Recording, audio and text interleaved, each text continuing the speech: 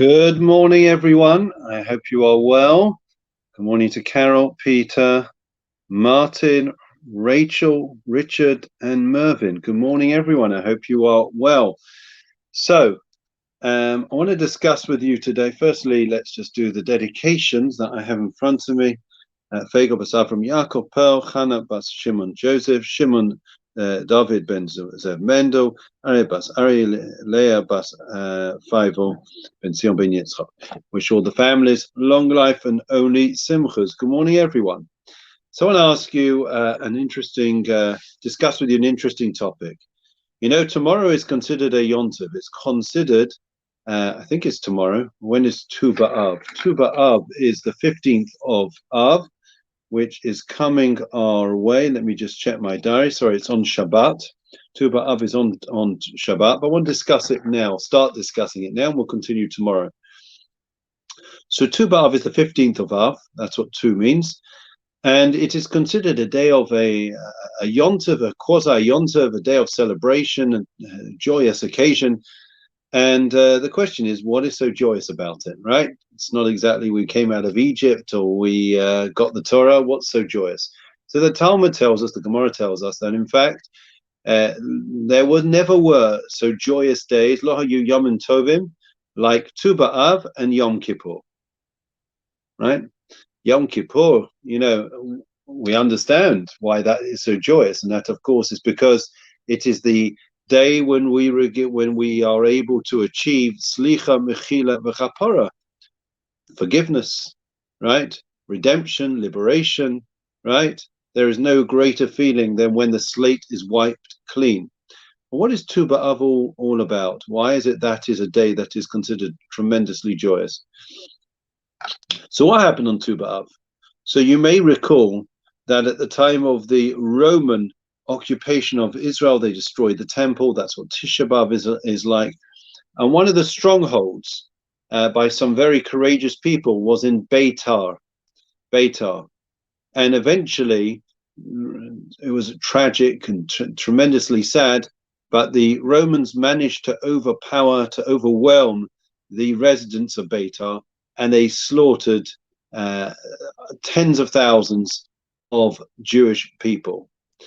And they decided to make an example of this place, Beitar. Beitar is a flourishing, vibrant city today that you can go and visit.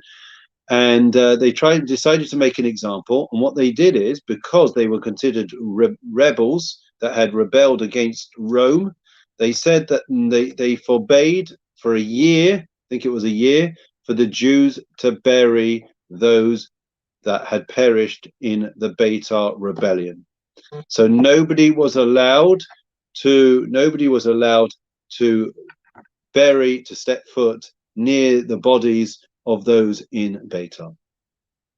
So anyways, obviously the Jews were devastated. I mean, there's nothing worse. We all know when a levaya, when a burial is delayed even by one day, you know, we are heartbroken, because we know we want to pay our respects to give honor and dignity to the deceased, covered hameis, right? Every day that it's delayed is a tremendous it's inappropriate, right? It's a ganai, it's an embarrassment for the deceased, as opposed, and also bear in mind that it decomposes, especially in days gone by. So a year later, you know, they must have been absolutely devastated. Anyways, to cut a long story short, the Jews a year later were given permission by the Romans. Eventually, they had mercy on them, and they allowed them to bury their dead. And on the 15th of Av, they were able to bury their deceased, their loved ones, those that had perished in the Beitar rebellion. And the question is obvious, friends. You know, think about it. Yom Kippur, we're comparing the two. Yom Kippur is a day of great joy because we achieve forgiveness, right? Redemption. When it comes to Tu B'Av, we're allowed to carry out funerals a year later. I would have thought there could be no sadder day in the Jewish calendar than the 15th of Av, when we had to bury tens of thousands of Jews. I don't know if you remember or recall Reverend Hardman. Reverend Hardman and his family were very close to my family, in fact, in Raleigh Close, growing up. And he recalled on many occasions, and I think it was on the BBC as well, the sight that he saw and he witnessed on entering the concentration camps, Auschwitz and Bergen-Belsen. And and they had to take bulldozers. You may recall, the pictures are still can still be seen, and bulldozers had to push the remains of tens of thousands into mass graves because it was impossible. They couldn't deal with it. It was, and the bodies were decomposing, and the smell and everything. So that was the most humane way to deal with an inhumanity. And here we have tens of thousands, and they've got to be buried. And there were no bulldozers. They had to, pickaxe in hand, chisel away, and to be able to find, to bury each person.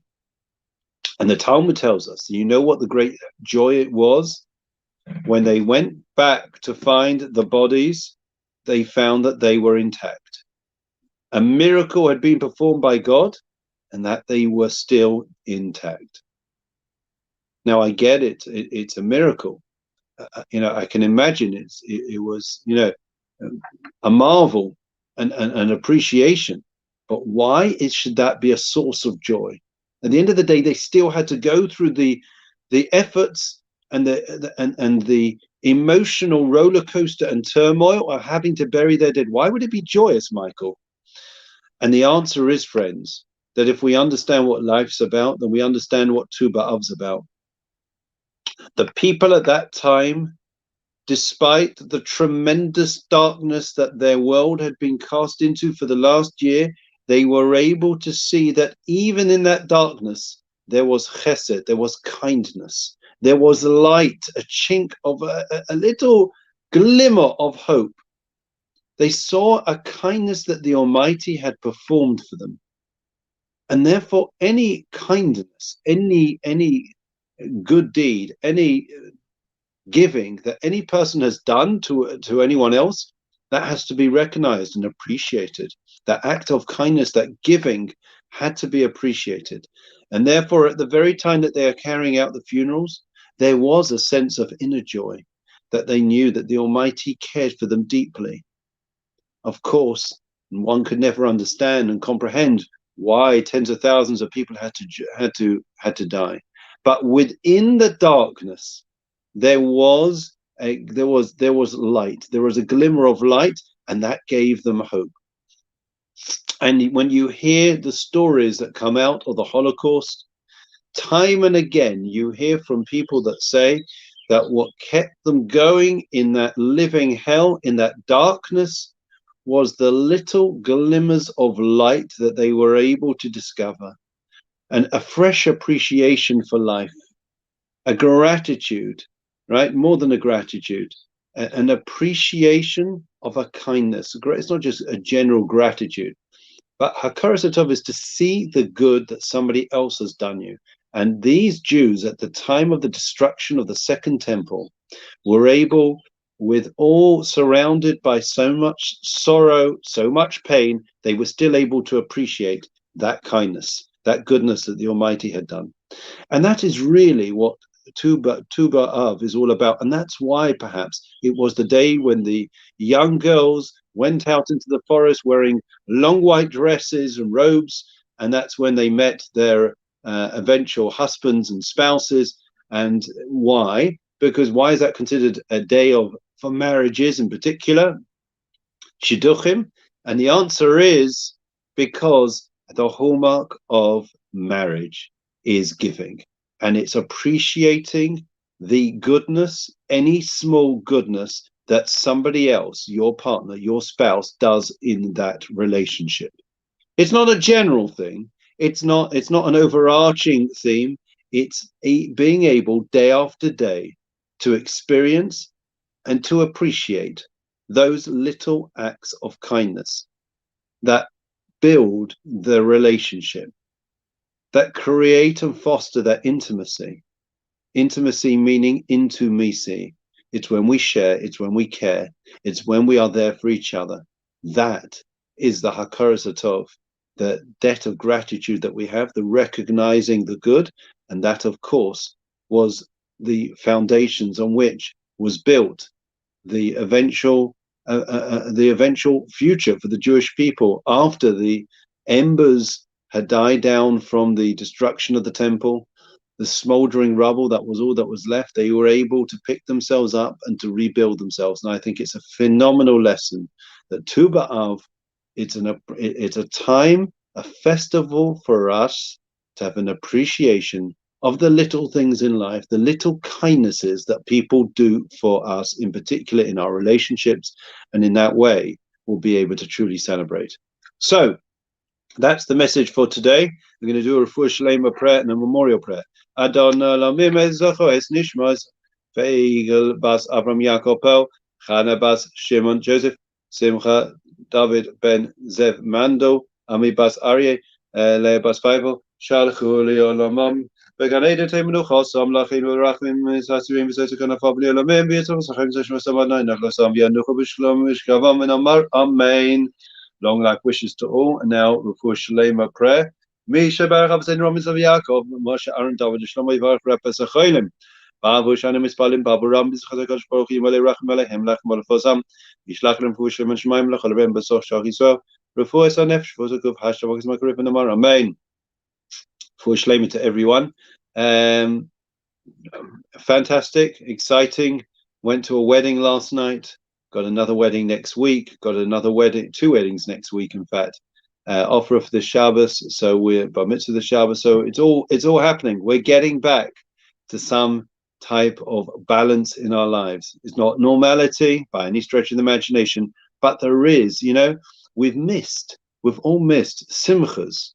Simcha is an essential element of Jewish life. It's a way of life, and you can't have all the time tragedy, trauma, bereavements.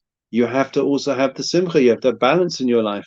And so wonderful for young people that have had to delay their plans, for some of them for 18 months, 2 years, and now at long last they're able to cement their relationship, to be able to express their love for each other.